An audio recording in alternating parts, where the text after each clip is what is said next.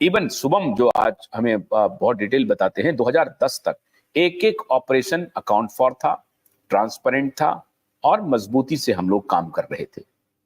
सबको समय से पैसा भी मिलता था, तनख्वाह भी मिलता था, कमीशन भी मिलता था और निवेशकों को भी पैसा समय से मिलता था। इस बात की तो देखिए गारंटी निवेशक भी ले रहे हैं, जो आज विरोध कर रहे हैं वो भी ले रहे हैं, जो आज सहारा के कर्मचारी हैं जो नाराज हैं वो भी कर रहे हैं, सब लोग कर रहे हैं।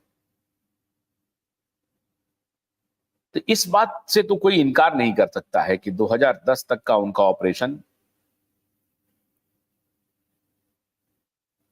हाँ ये क्या लिख रहे हैं महोदय, यहाँ जितने लोग जुड़ते हैं लगभग सभी का संबंध सहारा से था, स्वाभाविक था।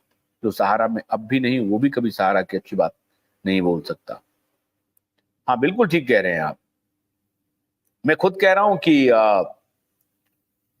ये सारे लोग मानते हैं कि सहारा 2010 तक ठीक ऑपरेशन कर रही थी।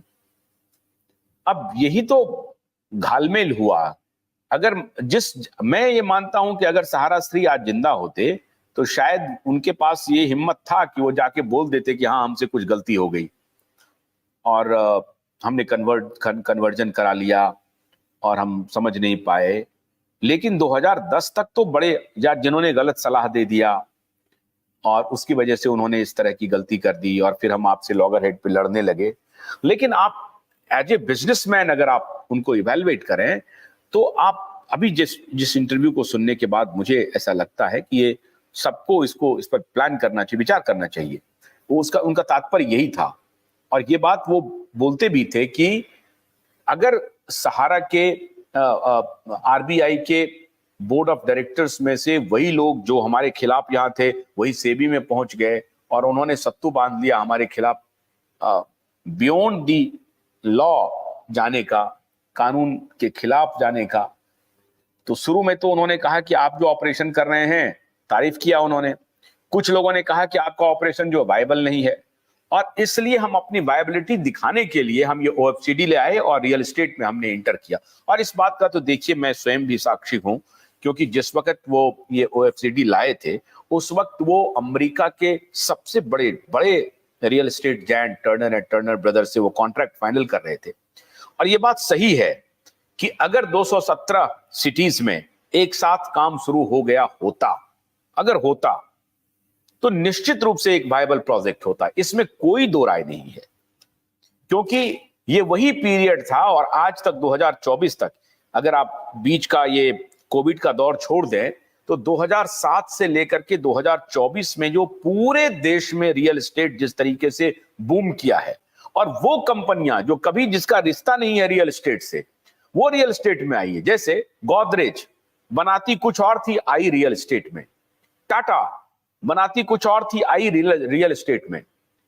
ओबराय हॉस्पिटैलिटी का आदमी, आई रियल एस्टेट में।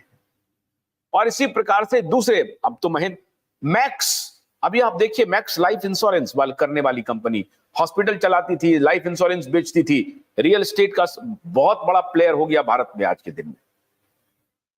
तो ये सारी कंपनियां जो दूसरा व्यापार करती थी वो रियल एस्टेट में आई। अगर आप इस लिहाज से आप सोचें तो आप ये मानेंगे कि सुब्रत रॉय एक बिजनेस विजार्ड थे और उनको ये 2005-6 में इस बात की जानकारी हो गई थी कि आने वाले दिनों में टायर 2, टायर 3 सिटीज जो मेट्रोज हैं उसके अलावा इन सिटीज का विकास होना है।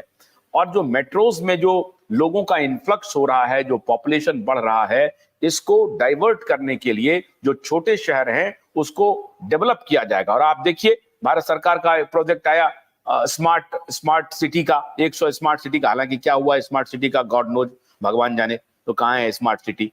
वो स्मार्ट सिटी धुल गया, गंगा में बह गया, गॉड नोज। लेकिन स्मार्ट सिटी का प्रोजेक्ट आया कि 100 स्मार्ट सिटी बनाएंगे हम। तो ये वही दौर था, इस बात को कबूल करना चाहिए कि उस वक्त तक सहारा बड़ी साफगोई से काम कर रहा था और चल रहा था। और इसमें ये बात भी सच है कि सहारा के जितने वर्कर थे, लाखों कार्यकर्ता बड़े गुमान से बोलते थे हम हैं सहारा, और बड़ा कॉलर ऊंचा करके चलते थे। तो मुझे तो कई बार आंसू निकल आता है कि आज मैं जब उन कार्यकर्ताओं को या उन निवेशकों को देखता हूं इस हाल में, तो बहुत दुख होता है बॉस, वाकई में दुख होता है। मैं चिंतित होता हूं कि, और मैं आज भी इसीलिए मैं अपील करता हूं कि साहब, आपके एक सूरमा थे जिन्होंने कहां से कहां खड़ा कर दिया इस सहारा को, और आपका कौन लोग हैं जो छुप गए हैं यार। आपका लीडर चला गया तो लीडर तो बनो, लीडरशिप हाथ में लो, क्यों परेशान हो रहे हो, खड़े हो जाओ एक बार फिर से। और जब एक उसी आरबीआई का एक आदमी तारीफ कर रहा है, उसी आरबीआई का दूसरा आदमी विरोध कर रहा है, इसमें कोई शक नहीं है कि ये पॉलिटिकल हमला तो सहारा पर था ही था। सहारा की अपनी गलतियां इससे नहीं धुलती हैं, ये ध्यान रखिए। मैं ये नहीं कह रहा हूं कि सहारा की अपनी गलतियां इससे धुल जाती हैं, लेकिन सहारा के ऊपर पॉलिटिकल हमला भी था, इस बात से कोई इनकार नहीं कर सकता। मैं तो कम से कम इनकार नहीं कर सकता हूं, क्योंकि मैं अंदरूनी बात को भी जानता हूं।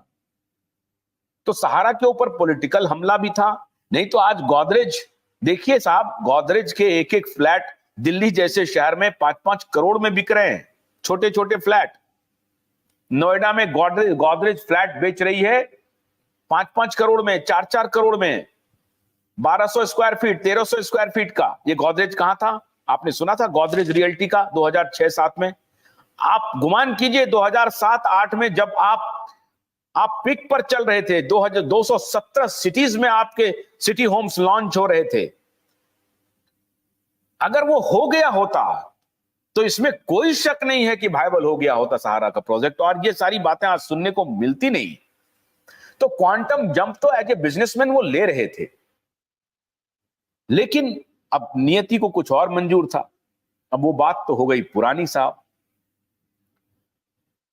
लेकिन अब यही बात हम कह रहे हैं कि ये जो कन्वर्जन का जो एसएफआई काम कर रही है, क्या कोई आपको लगता है कि अगर सहारा दोबारा हिम्मत करे और कहे कि हाँ हमने गलती से कन्वर्जन करा लिया, क्योंकि कन्वर्जन तो हुआ, इस बात की पुष्टि हो गई है और एसएफआईओ के नोटिस आ रहे हैं, सारे अभी एजेंट परेशान हैं।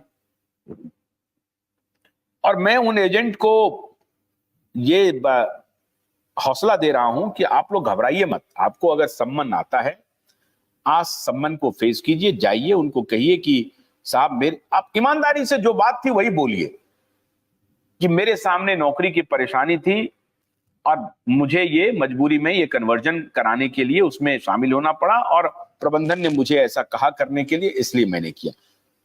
अब प्रबंधन से जब पूछा जाएगा तो प्रबंधन अपना जवाब देगी।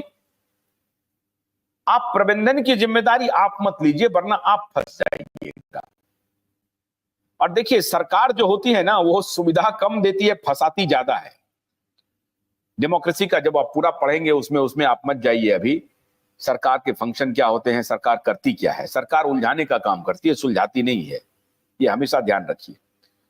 तो सरकार यहां भी उलझा देगी, लेकिन खैर ब्रॉडर प्रोस्पेक्ट में है कि अच्छा काम करेंगे तो ठीक है, लोगों को भेज देंगे। लेकिन मैं आप सभी एजेंट बंधुओं से ये आग्रह कर रहा हूं कि आप लोग मत डरिए, जिनको की सम्मन आ रहे हैं, घबराइए मत। मैं देख रहा हूं, मुझे बहुत सारे कॉल्स आए, सर मैं क्या करूं, मैं भागा भागा फिर रहा हूं, मुझे सम्मन आ रहा है, कैसे क्या करूं।